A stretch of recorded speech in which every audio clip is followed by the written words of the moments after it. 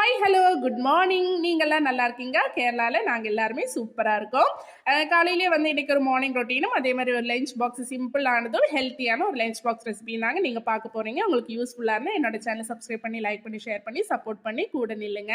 காலையிலே வந்து சாப்பாட்டுக்கு அரிசி போடுறதுக்கு முன்னாடி அடுப்பாங்கிற எல்லாம் தொடச்சி க்ளீன் பண்ணிவிட்டு சுத்தம் பண்ணினதுக்கு அப்புறமா அரிசி போட்டுட்டு இப்போ வந்து பாலையும் காய்ச்சல் வச்சுட்டு இப்போ வந்து பீன்ஸ் தான் பொரியல் பண்ணலாமேன்ட்டு பீன்ஸ் வந்து கட் பண்ணிட்டு இருக்கேன். பீன்ஸ் வந்து பசங்களுக்கு வந்து ஹார்ட்டுக்கு எலும்புக்கு எல்லாமே ரொம்ப நல்லதுங்க. பசங்களுக்கு இந்த மாதிரி ஒரு பொரியலும் அதே மாதிரி ஒரு ஃப்ரையும் நீங்க வந்து கொடுக்கறதுக்காக ட்ரை பண்ணுங்க.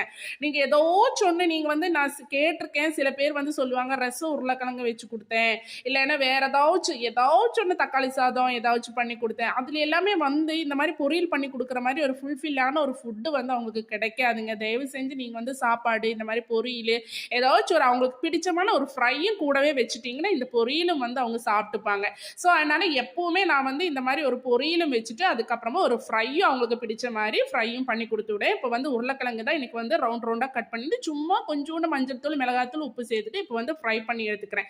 பசங்களுக்கு கொடுக்கறனால அதிகமாக வந்து மசாலா எதுவுமே நான் வந்து சேர்க்க மாட்டேன். எல்லாத்துலேயுமே கொஞ்சம் கொஞ்சம் மசாலா தான் சேர்த்துப்பேன். மெயின்லி வந்து மிளகாத்தூள் வந்து பசங்களுக்கு கொடுக்குறது வந்து கொஞ்சமாக அவாய்ட் பண்ணிக்கோங்க. இன்னைக்கு வந்து இங்கெல்லாம் சுத்தம் பண்ணுறதுக்கு வந்து ஆளை விட்டுருக்கேன்.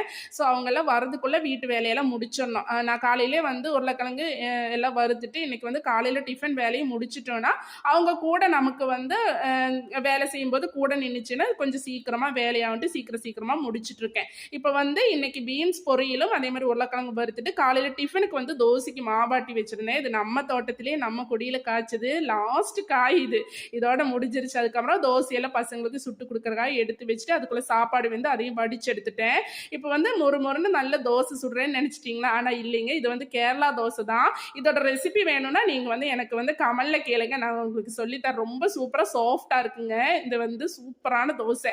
அதுக்கப்புறமா இப்போ வந்து சாப்பாடு தான் பேக் பண்ணிட்டு இருக்கேன். உருளைக்கிழங்கு வறுத்தது அதே மாதிரி பீன்ஸ் பொரியல் சாப்பாடு. இன்னைக்கு இதுதான் இவங்களுக்கு வந்து ஸ்பெஷல் லஞ்சு. இந்த மாதிரி கொடுத்து விட்டால் எனக்கும் வந்து சந்தோஷமா இருக்கும். பசங்களுக்கு நல்ல எல்லா நியூட்ரிஷனும் அடங்கின ஒரு ஃபுட்டை நம்ம கொடுத்து விட்டோமேன்னு நமக்கு ஒரு திருப்தியாக இருக்கும்.